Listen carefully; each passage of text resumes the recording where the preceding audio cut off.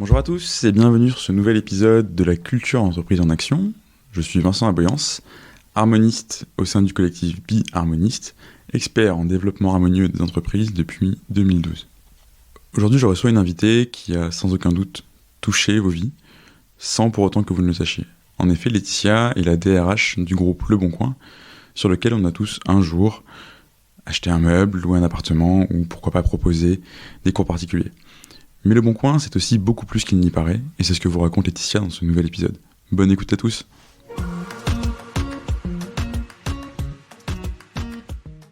Bonjour Laetitia, je suis ravi de te recevoir sur ce nouvel épisode de la culture entreprise en action. Je suis ravie de me joindre à toi. Eh ben écoute, donc je crois que c'est ton premier enregistrement de podcast, donc c'est une étape importante. Exactement, c'est ça. Et ben voilà, écoute, on va faire en sorte que ça soit au mieux pour toi et pour tous ceux qui nous écoutent. Du coup, Laetitia, une question un peu traditionnelle sur les podcasts, c'est que je te garantis qu'on te reposera si tu en fais d'autres. Est-ce que tu peux simplement te présenter pour commencer ? Donc Laetitia Bonnefoy, je suis la DRH du groupe Le Bon Coin, donc sur l'ensemble du groupe. J'ai rejoint le groupe il y a environ 4 ans et demi maintenant. Lorsque j'ai rejoint le groupe, on était pas moins de 450 et aujourd'hui on est presque 1400.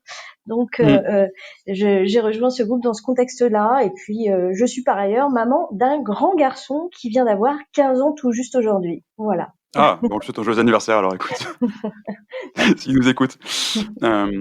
Écoute, ce qu'il y a de bien en t'interviewant, c'est que tu vois, parfois, avec certains invités, on a besoin de présenter un peu leur entreprise, parce qu'elle est plus ou moins connue du grand public. Ce qui est bien avec Le Bon Coin, c'est qu'on n'a pas trop besoin de faire ça. Je crois que vous avez 29 millions de visiteurs uniques chaque mois, ce qui est juste énorme. C'est ça. T'as le droit de me corriger si je dis des bêtises sur les chiffres, évidemment. Vous êtes aussi deuxième dans le classement Great Place to Work. Donc voilà, C'est c'est vraiment exactement pignon ça. sur rue Mhm. et qui touche vraiment tout le monde. Et pourtant, ça n'a pas toujours été le cas de tous les sites de petites annonces. Alors, on va pas citer de noms de concurrents, mais il y en a eu plein, notamment à une certaine période. Comment est-ce que tu expliques le rayonnement du Bon Coin qui est devenu tellement plus que ça ? Ça tient, je pense, certainement au fait qu'il y ait à travers ce site initial, qui est celui du Bon Coin, et ensuite des autres sites qui ont rejoint l'ensemble du groupe Le Bon Coin dans cette même philosophie finalement. Il contribue finalement à un mode de vie, un mode de consommation, à une façon de jouer son rôle pour notre planète finalement. Notre site et nos sites contribuent au bien commun des Français, sur le pouvoir d'achat, sur le pouvoir de changer de vie à travers l'emploi, l'immobilier, le pouvoir de mieux consommer. Il y a une espèce de générateur de pouvoir d'achat, ça c'est sûr, puisqu'on avait déjà mesuré ça pour essayer de voir ce que faisait gagner finalement le site aux Français dans leur quotidien finalement à travers l'achat de véhicules, à travers l'achat d'une maison, etc. Ça avait été évalué en moyenne il y a quelques années à 528 € en moyenne. Ce que ça pouvait faire tout simplement générer en pouvoir d'achat. Et puis Pour chaque utilisateur du Bon Coin, c'est ça ? Ouais, c'est ça. C'est une évaluation qui avait été faite comme ça. Et puis voilà, dans ce sens-là, il est en fait créateur finalement de lien social entre les Français. Ça a plutôt un impact positif par rapport à ça, grâce aux échanges finalement, qui sont parfois même en direct, de visu. Et puis il donne du sens à la façon de consommer finalement, puisque c'est des biens qui sont vendus, qui sont réutilisés. Il n'y a pas de gaspillage, pardon. Et ça fait partie de ce qu'on appelle un peu chez nous, dans notre jargon Athènes, le second hand effect, comme on dit, l'effet seconde main, puisqu'on économise finalement des millions de tonnes de CO2 quelque part. Donc, je pense que ça vient aussi de ça. Un peu de tout ça rassemblé fait que ça rassemble bon nombre de Français autour de ce qu'offre notre site et nos sites finalement. Effectivement. Alors du coup, dans ce que tu dis, effectivement, on entend plein de dimensions. Il me semble que vous avez fait le travail justement d'essayer de les résumer dans le courant de l'année dernière pour dévoiler ce qui est maintenant votre raison d'être. C'est ça. Donner à chacun le pouvoir de vivre mieux. Est-ce que tu peux m'expliquer en fait, déjà concrètement ce que ça veut dire, mais même si tu l'as déjà un peu dit, et ensuite comment est-ce que c'est quelque chose qui est vécu au quotidien en fait chez Le Bon Coin ? D'accord.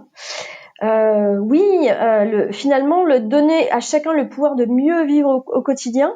Le Bon Coin, il est un peu comme un partenaire, un outil au service d'eux, comme je viens de te dire juste avant, où finalement on met à disposition des utilisateurs des offres, des produits, des services dont ils s'emparent ensuite derrière, il y a un effet d'empowerment finalement, comme on dit, hein, où on prend le pouvoir sur.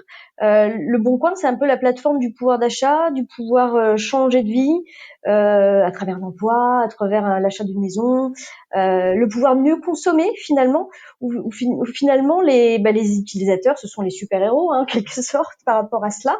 On a une forme d'universalité. Le Bon Coin, il dicte pas les codes finalement par rapport à tout ça. C'est ça, donner à chacun le pouvoir de mieux vivre au quotidien.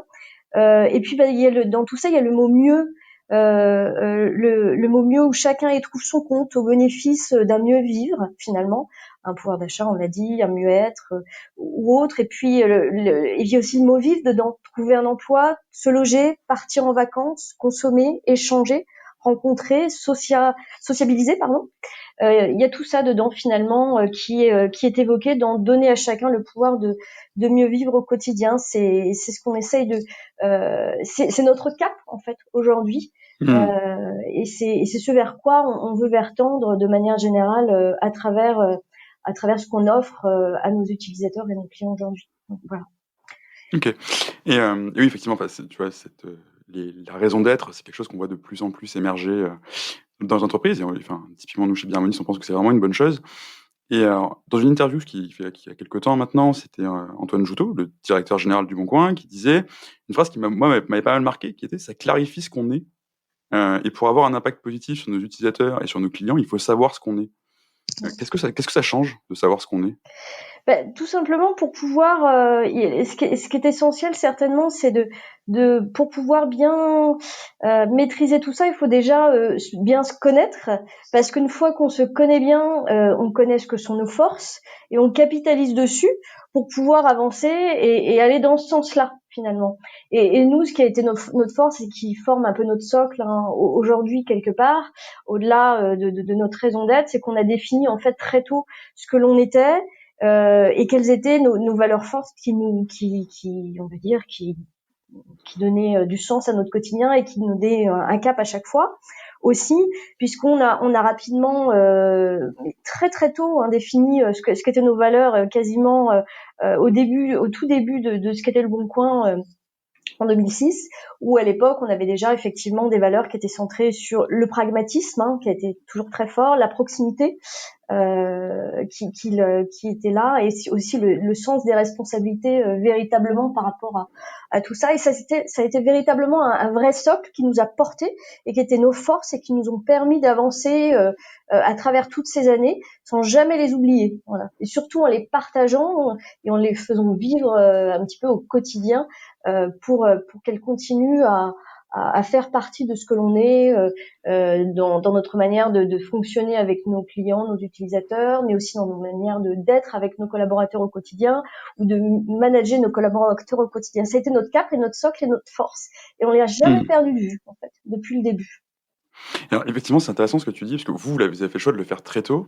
C'est souvent un process qu'on peut aussi observer dans une période où, je sais pas, l'entreprise peut plafonner, il peut y avoir certaines difficultés, qu'elles soient internes ou externes. Est-ce qu'il y a eu un élément déclencheur chez Le Bon Coin qui vous a conduit justement à investir du temps, sans doute de l'argent, dans ce travail-là de définition des valeurs, définition d'une raison d'être? En fait, comment est-ce que ça émerge tout ça? Je pense qu'il y avait besoin il y avait besoin je pense que le fait de se connaître était comme un essentiel et comme un prérequis pour pouvoir avancer. Il n'y a pas vraiment eu un élément déclencheur. C'est venu très certainement aussi d'un de l'une des personnes qui était là et qui était notre fondateur finalement, qui a lancé le Bon Coin, donc qui s'appelle Olivier Ezac. C'était, on va dire, lui le déclencheur en quelque sorte, parce que pour lui c'était fondamental et c'était crucial pour pouvoir avancer et pour pouvoir faire grandir ce qu'était le Bon Coin. Donc l'élément déclencheur, il vient véritablement de lui, qui avait en tête que c'était un essentiel et un prérequis pour pouvoir avancer finalement. Et finalement, effectivement, avec le recul, on peut voir qu'il y a quand même en fait, ça vous a vraiment aidé à faire une vraie différence dans un secteur qui pouvait être au départ assez concurrentiel. C'est Parce vrai. qu'aujourd'hui, on pense quasiment plus qu'au Bon Coin en termes de petites annonces de France. Alors je le dis pas parce que tu es sur le podcast, hein, mais moi, si on m'avait posé la question, j'aurais eu du mal à citer quelques concurrents, quoi. Donc... Après, c'est vrai que la force du Bon Coin, c'est qu'il rassemble véritablement finalement ce qu'il y a par ailleurs sur plusieurs autres sites concurrents. On est généraliste sur bien des verticaux finalement. On appelle ça des verticaux chez nous, ce qu'on appelle l'automobile, l'immobilier, l'emploi, la location de vacances, les biens de consommation, etc. Donc ça rassemble l'ensemble de ce qui fait la vie des Français aujourd'hui. C'est certainement pour ça que c'est rassembleur et qui fait que le Bon Coin est très utilisé aujourd'hui. On trouve même au même endroit toutes sortes d'éléments qui font partie de la vie des Français finalement. C'est véritablement ça. Et justement, c'est extrêmement intéressant ce que tu me dis, parce que vu de l'extérieur, ça peut sembler évident, simple. Voilà, on est sur plein de segments, plein d'activités différentes, etc. D'autant que certaines n'étaient pas forcément pourtant dans le cœur d'activité du Bon Coin au début. Ça a quand même pas mal évolué, si je me trompe pas. Et notamment, de ce que je sais, vous évoluez aussi beaucoup par la croissance externe. Oui. C'est-à-dire par l'acquisition d'un certain nombre de sociétés, typiquement Avant Ralway, Vide Dressing. Je crois que vous allez racheter la branche petites annonces d'eBay, rien que ça. Ça, c'est des choses qui sont assez complémentaires en termes de petites annonces, de seconde main, de ce que vous pouvez faire. Et puis, vous allez aussi racheter des entreprises qui n'ont pas grand-chose à voir, type Paycar, type Coudeuse, à l'époque, je crois, qui faisait des annonces d'emploi et qui est devenu le Bon Coin Emploi Cadre, si je ne me trompe pas. C'est ça. C'est devenu même le Bon Coin Emploi tout court à la fin. Le Bon Coin Emploi tout court. Moi, tu vois, j'avais un peu de retard. Et voilà, et en fait, vous avez des propositions de valeur complémentaires dans différents sens. C'est-à-dire que soit vous élargissez en horizontal, soit vous rajoutez une nouvelle verticale. Alors, tout ça doit faire... Vas-y, je t'en prie. Non, c'est vrai qu'il y a un mix de tout ça en fait. Alors déjà, c'est vrai qu'on a une accélération de manière générale. On est à la fois sur des acquisitions externes, mais il y a de la croissance interne tout court, hein, ça c'est sûr. On crée de la valeur aussi par nous-mêmes. Et donc, les sociétés qui nous rejoignent ne sont pas si différentes que ça. Alors toi, tu les vois comme différentes par leurs activités, c'est ça, alors qu'elles sont connexes finalement à ce que sont nos activités. Si on prend le cas de Paycar notamment, puisqu'on est sur du paiement, on vient apporter un service complémentaire finalement à nos utilisateurs pour pouvoir aller jusqu'au bout au fait de leur démarche lorsqu'ils achètent un bien, tout simplement. Donc on vient d'apporter de la valeur par rapport aux clients dans ce sens-là. Et après, si on fait le parallèle par rapport à ce qu'on est et ces sociétés qui nous rejoignent, en réalité finalement, si elles nous ont rejoints en manière générale, c'est qu'elles n'étaient pas si éloignées que nous, en réalité. Bien sûr. C'est ça qui est vraiment intéressant. Alors peut-être, elles peuvent se paraître éloignées de par l'activité, mais c'est pas forcément le cas, et connexes. Et leurs valeurs, elles ont été quelque part, elles étaient parfois évaluées et existantes et connues, et parfois pas toujours connues, mais perçues lorsque la société était amenée à être achetée. Et elles ont été retenues aussi pour ça, parce que les valeurs étaient connexes aux nôtres et qu'on préférait racheter des sociétés qui allaient pouvoir comprendre ce qu'on était et facilement s'adapter à cela, puisqu'on allait parler la même langue, hein, finalement. Et c'est ce qui fait la force aujourd'hui des sociétés qui nous rejoignent et qui rapidement la grèvent plan finalement par rapport à tout cela. Et il n'y a pas de difficulté grâce à cela finalement. Oui, complètement. Et c'est complètement en ligne avec des choses qu'on prêche, nous, chez Be Harmonist, parce que, en fait, on le sait, il y a quoi, 2 opérations sur 3 financières sur 3 qui vont pas tellement créer de valeur, avec des histoires d'horreur on a tous entendu parler plein de fois, des gens qui partent, ou des gens qui attendent de justement pouvoir toucher leur part de vesting d'action pour pouvoir partir. Et des fois, voilà, on est très accompagné sur l'aspect financier de ces transactions. On a différents types d'acquisitions, on regarde beaucoup d'indicateurs, on fait beaucoup de due diligence, mais ça reste finalement sur des aspects très business. Et justement, toi, tu me dis que vous avez aussi pris en compte des valeurs qui étaient compatibles, une culture qui était compatible. Comment est-ce que vous avez fait pour évaluer ça ? Pour évaluer ces valeurs, tout simplement en passant beaucoup de temps à interroger les fondateurs de ces sociétés-là pour qu'ils aient passé beaucoup de temps à comprendre leur histoire.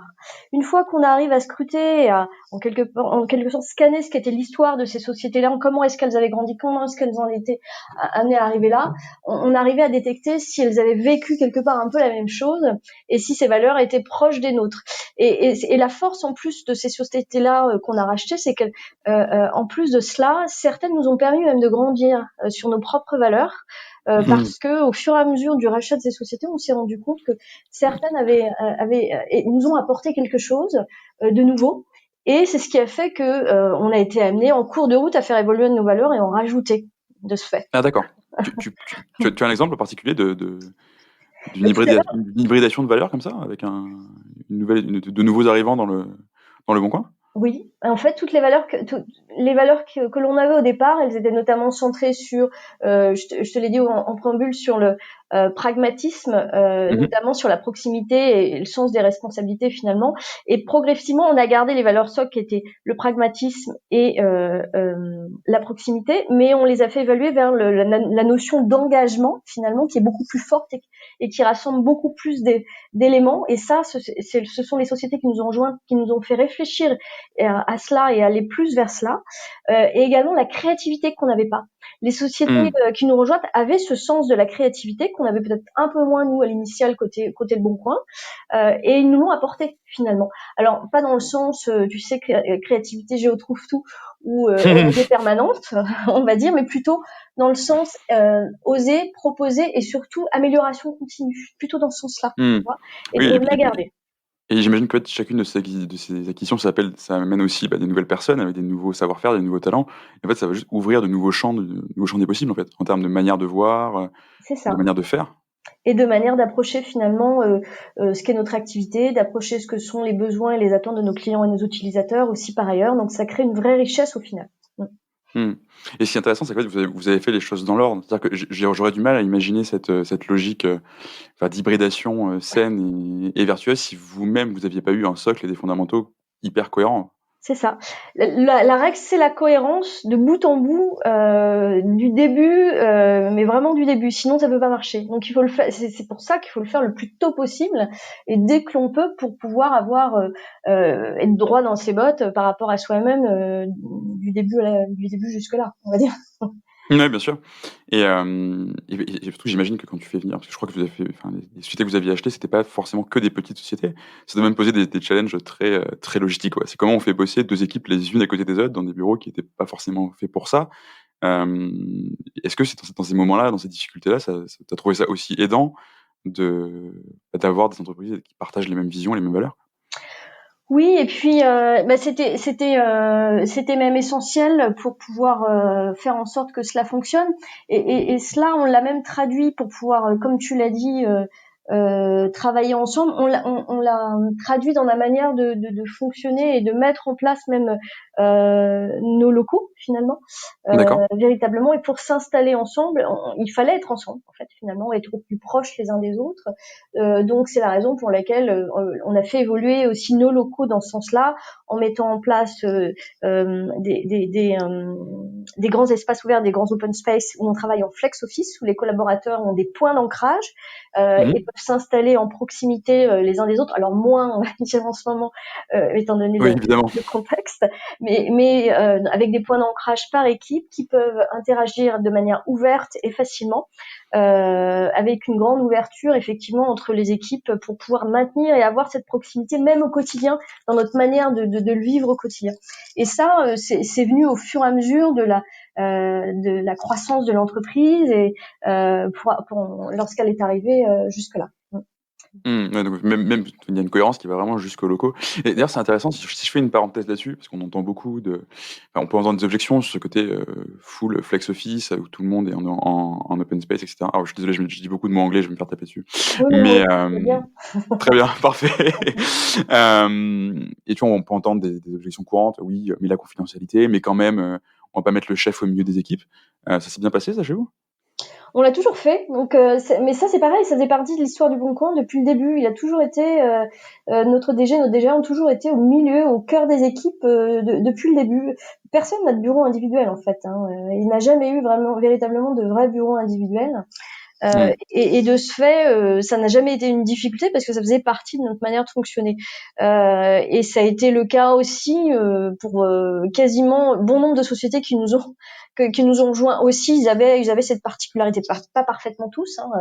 Là, je mentirais en disant ça, mais c'était une partie de cela aussi qui faisait partie des éléments communs qu'on avait ensemble, de fonctionner de manière ouverte, y compris avec un DG et un DGA au cœur du réacteur, au cœur des équipes et qui vivent l'activité avec les équipes véritablement. En fait, c'est assez génial parce que si je reboucle avec vos valeurs du Bon Coin, La proximité, on l'entend dans les échanges entre les particuliers, mais en fait, on la retrouve aussi jusque dans votre organisation interne. C'est ça. Et on essaye de la maintenir même aujourd'hui à distance lorsque on a mis en place du télétravail, heureusement avant notre actualité. Et déjà lorsqu'on avait mis en place le télétravail, on avait cette volonté de garder la proximité entre les collaborateurs et comment est-ce qu'on faisait pour ne pas la perdre de vue et qu'elle soit toujours là. Et heureusement, puisqu'aujourd'hui ça nous a servi lorsqu'on a été effectivement amené à travailler en 100% télétravail dans le contexte actuel. Oui, effectivement, c'est malheureusement un sujet qui est encore très, très présent dans les têtes et encore très d'actualité, puisqu'on verra ce qui se passera dans les prochaines semaines, etc. ou pas. Mais en fait, ce qui m'intéresse vraiment là-dedans, c'est justement la culture, c'est quelque chose que je dis souvent d'ailleurs sur ce podcast, c'est quelque chose qui est très aidant. C'est bien quand ça va bien, mais c'est encore mieux quand ça va pas. C'est là que tu vas vraiment mesurer la force de ta culture. Je sais notamment chez Le Bon Coin, vous avez mis en place un programme spécial pour les salariés qui s'appelait Confiné mais pas isolé. De manière générale, comment tu as vécu cette période chez Le Bon Coin? Qu'est-ce qui a marché? Qu'est-ce qui a été difficile? Et comment votre culture vous a aidé à traverser cette crise? Véritablement, alors si je pars vraiment de ce qui s'est passé, notamment des collaborateurs en soi, tout est venu des collaborateurs en réalité, et de leur volonté de garder et de maintenir cette proximité entre eux. Il y a eu d'ailleurs pour cela, on est parti du principe que pour pouvoir résister à ce qui allait se passer, il fallait que nous déjà on aille bien pour commencer. Sinon ça allait être compliqué. Donc il fallait en faire en sorte qu'on aille tous bien et qu'on reste connectés les uns les autres. Et c'est la raison pour laquelle spontanément il y a eu vraiment de manière très spontanée des équipes qui se sont rassemblées, des collaborateurs qui ont envie de fonctionner ensemble, des collaborateurs qui ont envie de donner et d'organiser des choses pour les autres véritablement pour que ça se passe bien pour tout le monde.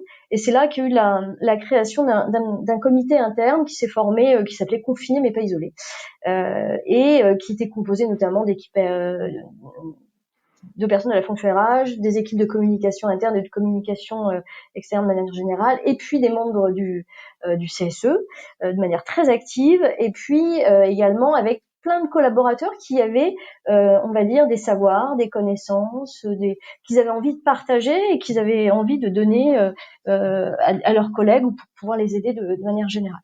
Et ces gens se sont rassemblés pour pouvoir délivrer et apporter des plus à leurs collègues et avancer en ce sens-là.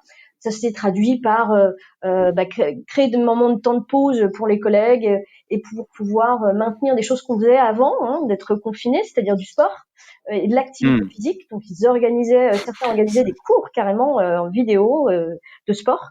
Voilà, tu vas évoquer des souvenirs lointains à nos auditeurs, à l'époque où on faisait du sport. C'est ça, exactement. Ça arrive encore, la preuve. il faut, c'est très important.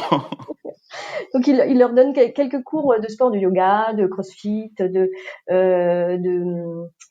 ou même des cours de cuisine, des éléments de relaxation, toutes sortes de choses spontanément par des collègues qui ont envie d'avancer dans ce sens-là et qui sont tournés vers le souhait d'apporter aux autres quelque chose, véritablement. Et c'est ce qui a donné aussi la force aux collaborateurs de pouvoir aussi s'extraire aussi dans des moments de la journée où c'était plus compliqué, à force d'être derrière son écran, pour pouvoir s'évader et faire autre chose et garder de l'énergie aussi par ailleurs. Et c'est ce qui leur a donné la force de rebondir et de rester encore connectés aujourd'hui. Après, effectivement, il y a eu la volonté tout de suite de rassembler les collaborateurs à travers des éléments de communication extrêmement réguliers avec on a eu effectivement toute la fonction RH qui appelait des collaborateurs quasiment tous les jours, en plus des managers qui étaient connectés avec eux, pour continuer à se parler. Et puis des prises de parole régulières de notre DG Antoine Joutot, qui notamment prenait la parole pour donner des infos, de l'actualité, expliquer où est-ce qu'on en était, comment est-ce qu'on allait avancer, pour rassurer en permanence et toujours expliquer où on en était et montrer le cap à chaque fois et comment y aller et qu'on ne perde pas de vue. Et ça, je vois bien. Voilà. Oui, de maintenir cette communication écrite, vidéo, toutes sortes de moyens étaient bons pour garder du lien finalement entre nous. Ça, c'était essentiel, et cette proximité, c'est ce qui a été la valeur forte qui nous a soutenus encore jusque-là.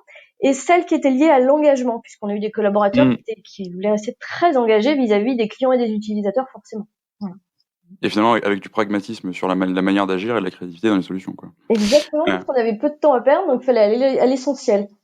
Exactement. Les choses Mais essentielles et rien que l'essentiel. et en fait, c'est génial parce que, enfin, quand tu le racontes, enfin, tu vois, tu nous racontes bien, on a l'image des gens qui s'entraident, qui s'organisent entre eux, chacun met un peu du sien pour aider les autres, leur proposer des activités, etc. Ça, enfin, on l'imagine bien, enfin, je sais pas, une chose qu'on a pu voir d'ailleurs pendant cette période-là, la solidarité dans des immeubles, dans des quartiers, etc. Là, on le voit, enfin, faut quand même le rappeler, dans une entreprise, vous êtes 1400, vous faites plusieurs millions d'euros de chiffre d'affaires. Comment on fait pour le faire à cette échelle-là? Parce que ça peut être très, très dur. Alors, comment est-ce qu'on fait pour maintenir tout cela? Bah, il faut le décliner par petites équipes aussi. Il faut que les managers soient acteurs de cela. Ça se fait pas tout seul au niveau la direction en soi. Hein. Chaque manager a son rôle à jouer effectivement dans cet aspect-là et doit être un peu garant de diffuser ces éléments-là et d'apporter les éléments qui sont nécessaires en ce sens-là aux collaborateurs pour leur permettre d'avancer par là même. Donc le manager a vraiment un rôle très important pour porter ces valeurs et les accompagner au quotidien et pour pouvoir les faire vivre véritablement, parce que chaque collaborateur est censé le faire en soi, mais c'est vraiment le manager qui est le moteur aussi dans le quotidien pour rappeler effectivement ce qu'on est et pour rester très soudés dans les moments qui peuvent être aussi les plus compliqués.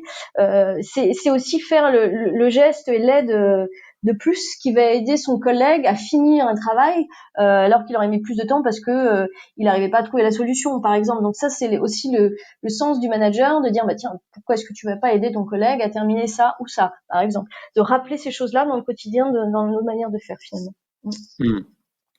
Et oui, et d'ailleurs, si on revient sur ce sujet, ce que ça pose derrière comme question, c'est aussi le sujet de la croissance, voire de l'hyper-croissance dans le cas du Bon Coin. Comme tu disais, quand toi, tu as rejoint le Bon Coin, vous étiez 450, vous êtes un peu plus de 1400 aujourd'hui. Et même, si je me trompe pas, en une dizaine d'années, enfin, vous étiez une dizaine de salariés pour faire tourner le site du Bon Coin. Voilà, enfin, on passe de 10 à 1400. C'est une croissance qui est énorme en 10 ans. Comment est-ce qu'on conserve son âme d'entreprise avec une telle croissance? Alors, tu sais, au risque de me répéter, mais il faut tout simplement, parce qu'on n'a jamais perdu de vue notre socle, en fait, le socle de nos valeurs et de notre raison d'être. Toujours, depuis le début, on n'a jamais perdu le cap, jamais perdu le socle. Tout simplement parce qu'on a continué aussi à énormément favoriser la proximité. Ça, je te l'ai dit, en organisant des événements très très réguliers par rapport à ça. Et aussi, on continue à le faire même à distance. Mais il y a pas que cela aussi. On a comment est-ce qu'on a fait? Eh ben, on a aussi fait en sorte de fonctionner, de mettre en place en fait des éléments, des outils aussi pour nous permettre de le faire, puisqu'on a un outil en termes de communication instantanée qui s'appelle Slack, qu'on utilise Bien sûr, pour pouvoir tout simplement échanger en temps réel sur des éléments rapides. Après, on a d'autres supports de communication pour faire le reste, et tout le monde utilise le mail comme dans toute entreprise pour des communications un peu de fond, un peu plus dans des éléments de contenu plus importants. Mais pour l'instantané, on est plus sur des éléments de messagerie instantanée finalement. C'est un des outils qui nous a aidé aussi à grandir par rapport à ça, mais ça on l'avait pas forcé, on l'a eu très rapidement aussi dans l'entreprise, ce genre d'outils pour pouvoir nous y aider, pour pouvoir nous permettre d'avancer vite et d'aller à l'essentiel dans un sens très pragmatique aussi finalement toujours. Et puis il y avait aussi ce qui nous a beaucoup aidé, je pense certainement, c'est qu'on a rapidement introduit aussi au sein de l'entreprise des méthodologies agiles pour pouvoir grandir et avancer. Bon, alors c'est pas très étonnant, tu vas me dire, puisqu'on a commencé par les équipes IT, donc informatique, hein, forcément. Et puis, il faut le rappeler, mais vous restez une boîte très tech, en fait. Et on est très tech, il faut le dire, et porté derrière aussi forcément directement, rapidement par les équipes produits. Et puis progressivement, ça a fait son chemin pour s'étendre progressivement dans l'entreprise et que ça se diffuse à tel point qu'on a fini par recruter des coachs agiles en interne, en permanent, qui sont là finalement pour continuer à diffuser cette manière de fonctionner. C'est une philosophie aussi, par ailleurs, c'est un mode d'organisation, et c'est ce qui nous a permis d'avancer et faire qu'on soit là aussi aujourd'hui, je pense aussi, ça fait partie. Et du coup, ça rejoint aussi ce que tu disais sur l'idée de rester à une échelle très équipe, Oui. avec le rôle du manager. Et voilà, en fait, parce qu'en fait, on entend, enfin, il y a l'image des entreprises en hypercroissance a tendance à se fissurer un peu en ce moment, où on entend des très mauvaises histoires d'entreprises qui ont grandi, qui sont en France ou à l'étranger, hein, qui ont grandi très très vite. Et en fait, ça s'est suivi. Enfin, le business a très bien suivi, parce qu'on est sur des business qui sont souvent très scalables dans la tech. Mais par contre, en interne, on peut avoir des sortes de inner circle, c'est-à-dire des gens qui sont de manière informelle, qui se favorisent entre eux. On peut avoir des structures très pyramidales, on peut avoir énormément de silos qui se créent, notamment quand il y a de la croissance externe. Justement, les méthodes agiles et la cohérence globale sur les valeurs et la raison d'être, pour toi, en fait, c'est ça la réponse, quoi. C'est en partie ça parce que dans les méthodes agiles, forcément, il y a des formats petites équipes, mais petites équipes qui se rassemblent régulièrement aussi Mm. ensemble pour pouvoir décider ensemble par ailleurs. Donc il y a plein de moments et d'occasions de partager et de décloisonner justement pour l'éviter. Donc c'est un élément qui est majeur pour pouvoir continuer à avancer et le garder dans notre trajectoire pour poursuivre notre développement de manière cohérente euh, dans le futur, on va dire. Mm. Alors, je rentre un tout petit peu dans le détail de ces méthodes agiles, parce que c'est aussi un sujet qui m'intéresse. Concrètement, ça se matérialise comment? C'est-à-dire que vous avez une organisation qui est matricielle, vous avez des gens qui sont Oui. répartis en squad et qui travaillent par projet, parce que voilà, il y a aussi beaucoup de choses derrière ce terme de méthodes agiles. Comment ça se passe chez vous? Alors déjà, les équipes de produits et tech ne sont qu'une seule et même équipe. Il n'y a D'accord. pas deux équipes. Et dans chaque, ils sont donc organisés ce qu'on appelle des feature teams. Ce sont des équipes projets, plus exactement, Mhm. qui ont donc une mission qui leur sont spécifiques, à l'intérieur de laquelle on va avoir plusieurs métiers qui sont propres aux produits et à la tech rassemblés dans une seule et même équipe. On n'a pas d'un côté des équipes produits et de l'autre pour l'équipe projet. On a l'ensemble des métiers qui sont rassemblés dans cette équipe projet ou feature team. Et c'est ce qui leur permet d'avancer en temps réel sur chacun de ces éléments-là. Et ensuite, ils pratiquent tous les mêmes méthodes de fonctionnement pour partager entre eux. Et quand ils utilisent énormément des méthodologies de rétrospective, notamment après chacun de leurs projets, pour pouvoir Ouais, tout à travailler fait. sur l'amélioration continue de leur projet. Donc ça fait partie des méthodologies qui sont utilisées dans toutes les équipes, dans tous les Mhm. projets qu'ils réalisent, pour pouvoir avancer et faire encore mieux. Et derrière, il y a toujours effectivement, malgré tout, des éléments rassembleurs. On rassemble l'ensemble de ces mêmes équipes quand même, pour qu'il y ait une vraie cohérence lorsqu'il y a des enjeux communs entre ces équipes-là. Et ça, c'est la règle en fait qu'il faut pas oublier. C'est-à-dire qu'il y a des feature teams, il y a des équipes projets, mais il faut les rassembler pour qu'elles restent cohérentes. Je vois. Alors justement, si je reviens sur sur à la fois les méthodes agiles et à la fois le rôle des managers, si on prend la méthode agile type Scrum, type vraiment très IT, on entend parler beaucoup de teams qui sont enfin des teams, d'équipes qui sont organisées, des organized teams. C'est quelque chose que vous avez réussi à mettre en place chez vous ou Oui, pas? en fait, c'est presque ça, puisque en fait, ce que l'on s'est dit, c'est que les méthodes et l'organisation et la façon de faire, elles devaient venir des équipes. Et tout Mmh. doit venir des équipes. Et ensuite, le manager n'a un rôle de guide, en fait, de rassembler, de coordonner, de guider. Mais les solutions, Mmh. si les équipes les ont, elles sont dans les équipes. Et donc, les experts, ils sont dans l'équipe. Ce qui veut dire que le manager, en réalité, lui, n'a pas forcément besoin d'être un expert comme l'ensemble du reste de l'équipe, hein, véritablement, il est là pour être un guide, avant tout un guide. Donc c'est pour ces raisons-là on a des organisations qui sont un peu cadrées comme ça et avec des managers qui ont avant tout des capacités à coordonner et à piloter et à guider, être un peu, on va dire Le la manager coach? voilà exactement. Et rien de plus que cela, pour laisser les experts chercher et réfléchir entre eux. Et s'ils ont envie d'avancer comme ça et dans ce sens-là, il faut les laisser faire. Et c'est eux qui apportent la manière de faire finalement, et qui vont décider comment avancer, et qui vont décider comment ils vont aller chercher la solution et quelle méthodologie ils vont utiliser pour aller vers cette solution-là. Mmh. Alors effectivement, du coup, c'est un mode d'organisation qui est très bien défini et qui a l'avantage d'être courageux et qui est sûrement aussi très différenciant. Et en fait, ça m'amène sur un autre sujet, parce que j'imagine que tout le monde ne fit pas complètement avec ce modèle. En tout cas, ça peut être dépaysant si, je sais pas, on vient d'un acteur, avec une structure très pyramidale, le N-1, le N+1 et le N+2. Et toi, du coup, de par ton poste de DRH, j'imagine que tu travailles aussi beaucoup sur les sujets de recrutement et de talent, qui sont forcément un sujet pour toute entreprise tech. Comment est-ce que tu fais pour sélectionner des profils qui matchent avec les valeurs en fait du Boncoin et la manière de travailler du Boncoin? En fait, déjà, comment est-ce qu'on fait véritablement pour pouvoir le faire déjà? Déjà, je le fais pas toute seule, je suis accompagnée par une équipe Bien sûr. qui le fait très bien. Et pour le coup, les équipes avec lesquelles je travaille, donc elles ont reçu ce qu'on appelle déjà en arrivant un parcours d'intégration comme l'ensemble des collaborateurs.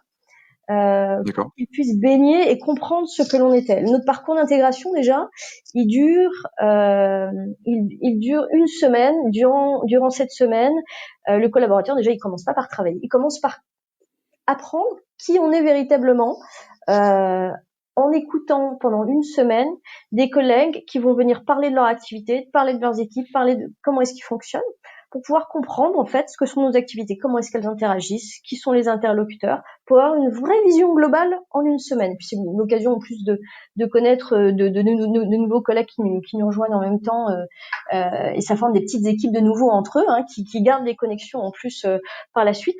Et en plus, ils sont accompagnés à travers ce qu'on appelle des buddies, des accompagnants, des parrains qui les guident après en interne.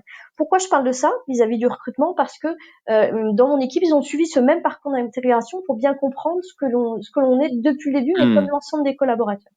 Et ensuite, comment est-ce qu'on procède?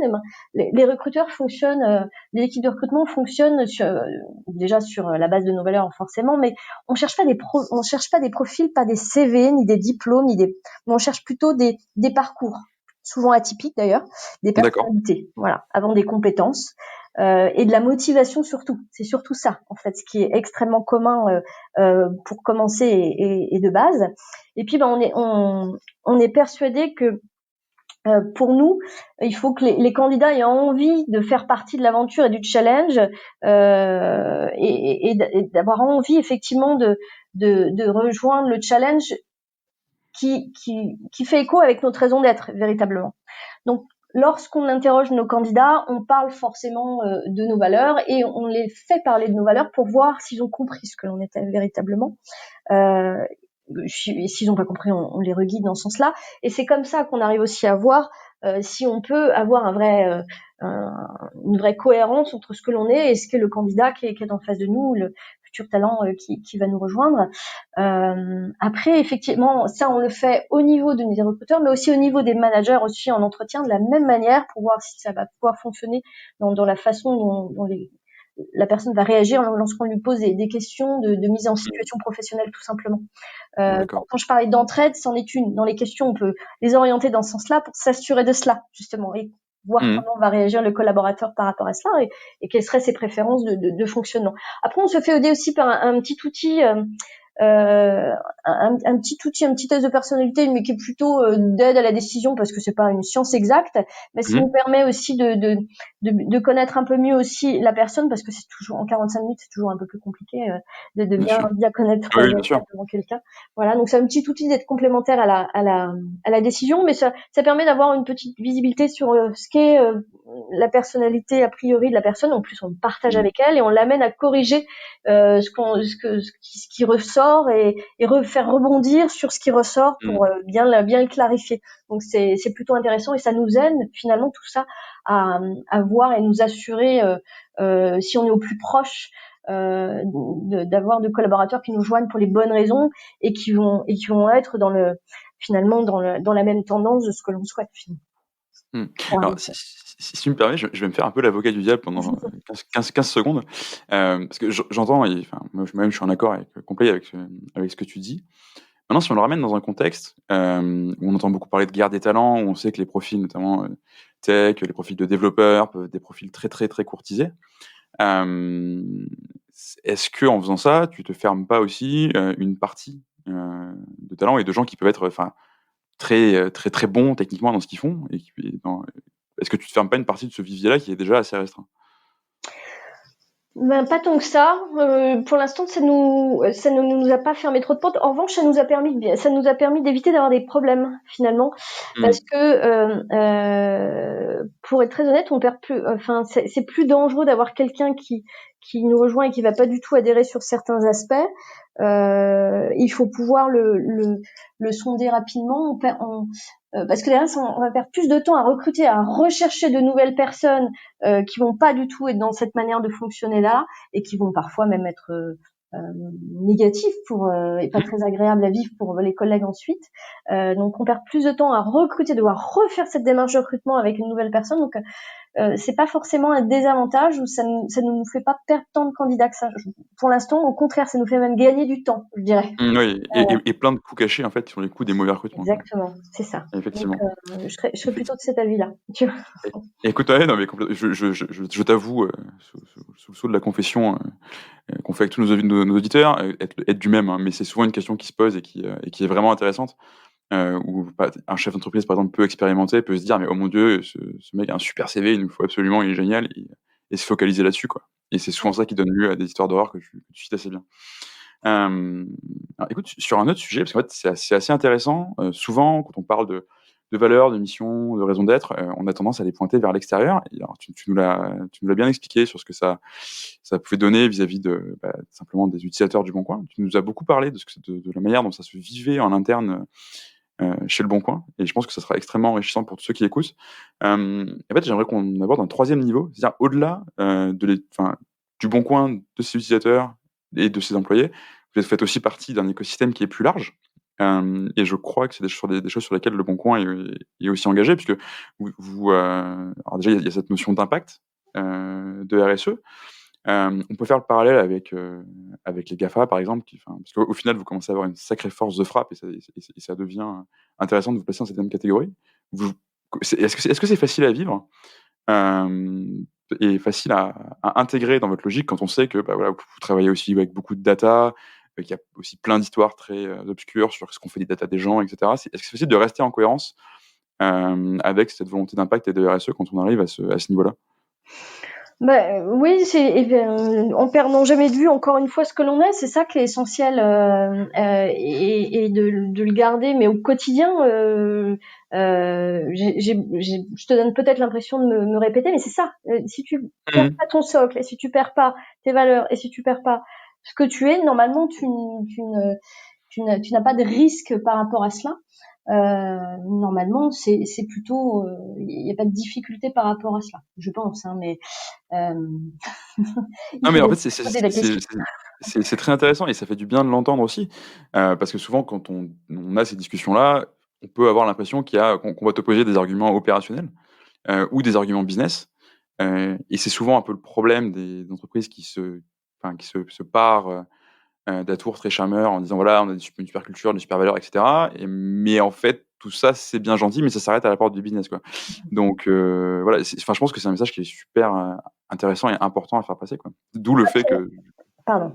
Non, non, vas-y. D'où le fait que même si tu as l'impression de te répéter, je pense que c'est justement parce qu'il y a une cohérence sur l'ensemble des aspects du business, quoi. Disons il y a un effet un peu bifidus en fait, hein, tu vois. Euh, C'est-à-dire? ce que l'on applique à l'extérieur, ce que l'on on essaye d'appliquer à la fois à l'intérieur et à l'extérieur, ce que l'on veut faire transparaître à nos collaborateurs et ce qu'on veut faire transparaître aussi à nos clients et nos utilisateurs. Il faut que ça fasse écho entre l'interne et l'externe en permanence et qu'on soit totalement logique et cohérent à tous les niveaux dans notre manière de fonctionner, de piloter notre business, etc. Sinon, ça se voit après c'est pas, il y a un problème de cohérence et c'est ce qui, et on n'aurait pas pu avoir ce succès sans ça finalement. C'est cette cohérence qui nous permet d'y arriver aujourd'hui et qui transparaît aussi dans nos enquêtes finalement de satisfaction qu'on fait d'abord Mmh. avec nos clients et nos utilisateurs, mais aussi dans nos enquêtes avec nos collaborateurs aussi en interne, puisqu'on sonde cet aspect-là régulièrement Euh, on le fait soit par des outils, des petites enquêtes quand un manager veut faire des petites enquêtes dans sa propre équipe pour s'assurer que tout va bien, avoir un pulse, une prise de pouls, véritablement sur comment ça se passe dans son équipe, parce qu'il vient de faire des changements d'organisation, parce il y a des gros projets qui sont un peu difficiles à gérer, un peu plus lourds, etc. Donc on a des outils qui leur permettent de faire ces enquêtes de prise de pouls spécifiques à un instant T. Et puis on a des enquêtes un peu plus larges, purement interne à l'entreprise, mais on ne s'arrête pas à l'interne, on le fait aussi à travers l'externe pour pouvoir aussi se benchmarker et puis s'assurer qu'on n'est pas un peu nombriliste, et se comparer ce que nos collaborateurs ressentent avec ce que vivent parfois d'autres collaborateurs à l'extérieur, et on le fait notamment à travers le questionnaire et le palmarès Great Place to Work, finalement. D'accord. Notamment, comme tu l'as dit, on est Deuxième. effectivement deuxième, c'est ça, sur le dernier palmarès Great Place to Work. Et en plus, cette année, on l'avait fait aussi sur un angle un peu différent. On a aussi voulu sonder et pouvoir nous comparer comment ça se passait sur le volet de l'inclusion, et notamment sur l'inclusion à travers les femmes, tout simplement. Donc, on a participé aussi au palmarès Great Workplace for Women pour la première fois cette année, et on a fait partie des sociétés, et ça nous a permis de pouvoir comparer nos pratiques aussi pour voir où est-ce qu'on en était par rapport à ça.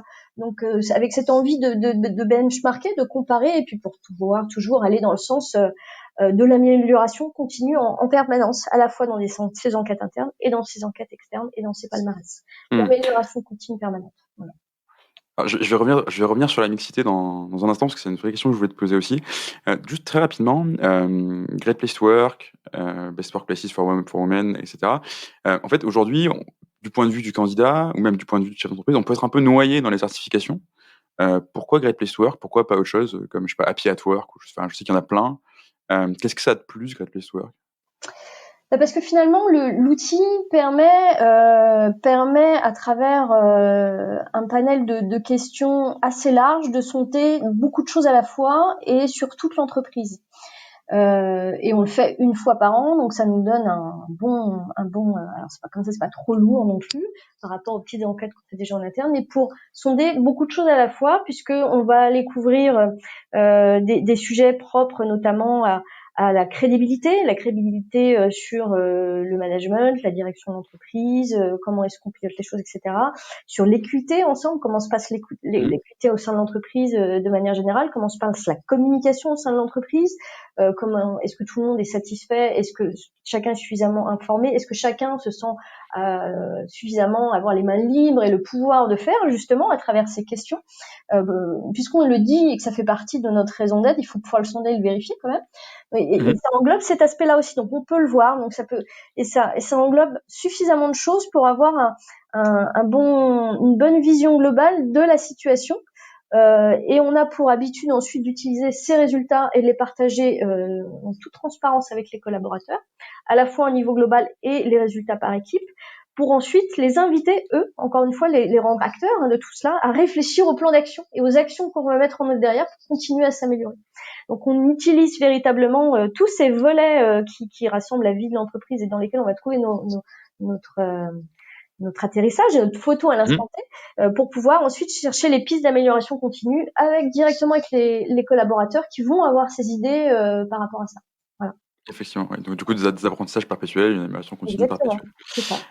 Alors du coup, si on revient sur le sujet que tu avais abordé aussi juste avant, donc le sujet de la mixité, il me semble que vous avez mis en place au début de l'année dernière, si je me trompe pas, c'est un programme qui s'appelle les Fantastiques, quelque chose que vous avez fait avec Simplon. Ou si je dis pas de bêtises. Je crois qu'il y a aussi une mission handicap chez Le Bon Coin. C'est ça. C'est quoi pour toi le sens de cet engagement sur le sujet de la mixité? Alors, disons qu'on part du principe que on n'a pas vraiment de problème de parité au sein du groupe Le Bon Coin, puisqu'on est plutôt pas mal, on est à 65-55.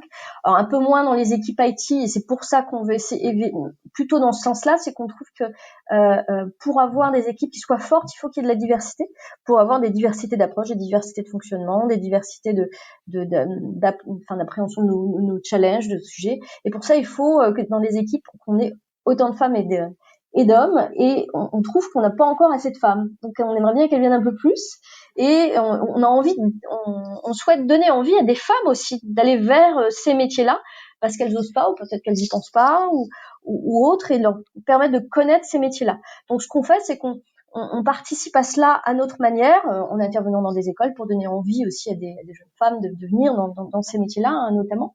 Et puis, ou alors carrément, on crée des programmes où on invite des personnes qui ont envie de faire de la reconversion et apprendre un métier qui soit propre au métier de l'IT, et de l'informatique notamment, et dans les métiers du code. On l'a fait, alors tu parlais des fantastiques, on était plutôt sur l'analyse qualité, de la QA, ce qu'on appelle la QA plus exactement. Alors qu'on a aussi un programme qu'on a eu qui s'appelait Miss Code, où là, pareil, on était sur des femmes qui étaient en situation de reconversion, qui avaient envie de reconversion professionnelle et qui ont rejoint un programme où elles sont parties d'abord un peu à l'école, hein, véritablement pour apprendre du code informatique, et ensuite elles sont venues pratiquer en entreprise chez nous le code informatique. C'était des femmes qui étaient spécialement formées au code dès le début, quoi. C'est ça.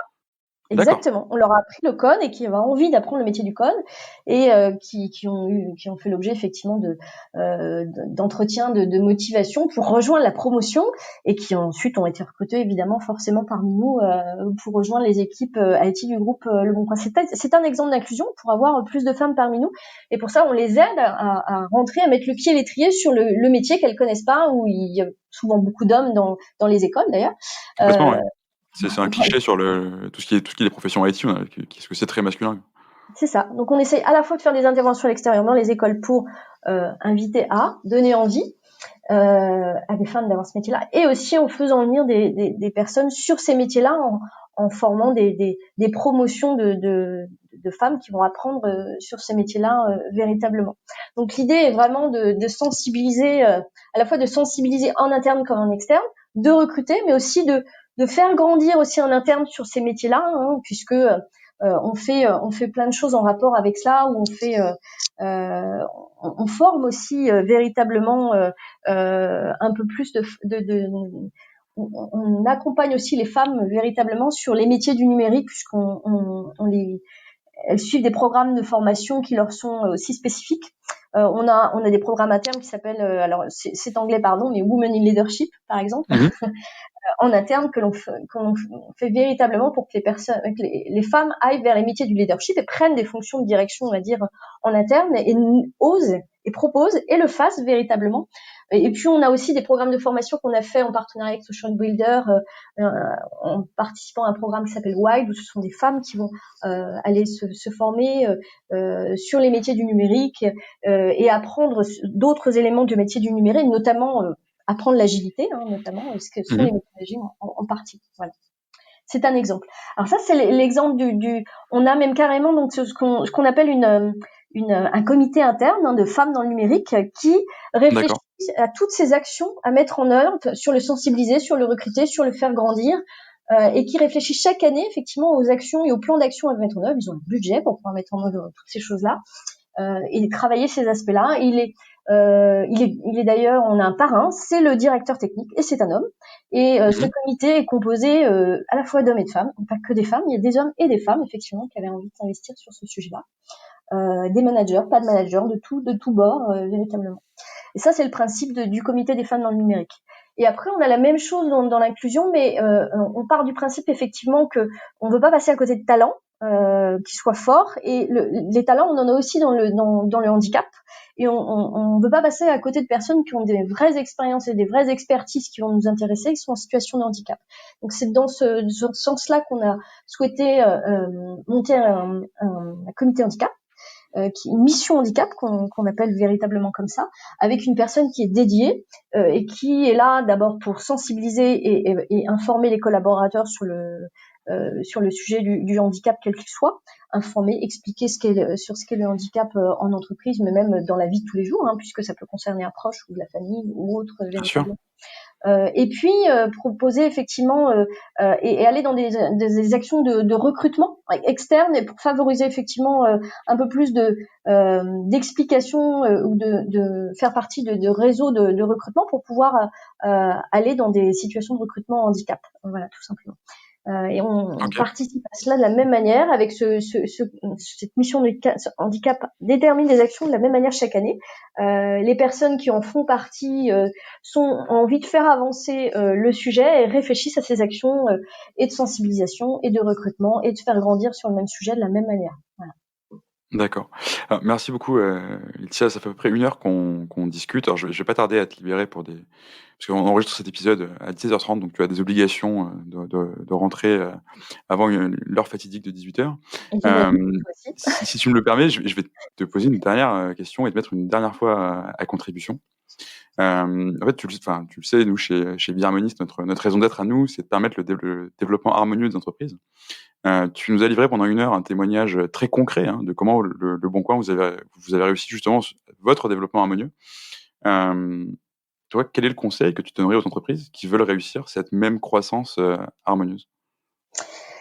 Je leur conseillerais de ne pas hésiter à travailler sur leur culture et identifier ce qu'est leur raison d'être et leurs valeurs le plus tôt possible, finalement.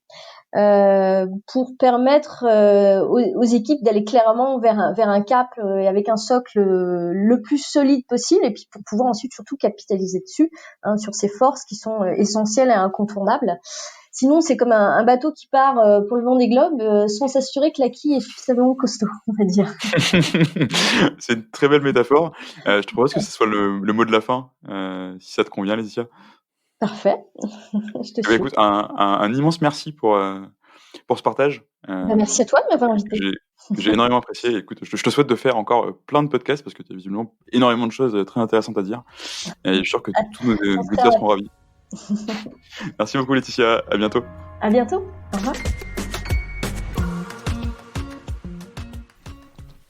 Merci d'avoir écouté cet épisode jusqu'au bout. Si vous êtes là, c'est sans doute que ça vous a plu. Si vous voulez nous aider, n'hésitez pas à partager cet épisode à votre boss, à votre ami qui veut monter une startup depuis toujours, ou à toute personne qui pourrait être intéressée par la culture entreprise. Vous pouvez aussi vous abonner sur Apple Podcasts, Spotify ou toute bonne application de podcast. Et vous pouvez également nous laisser un avis 5 étoiles de préférence sur Apple Podcasts. À très bientôt pour un nouvel épisode et merci à tous.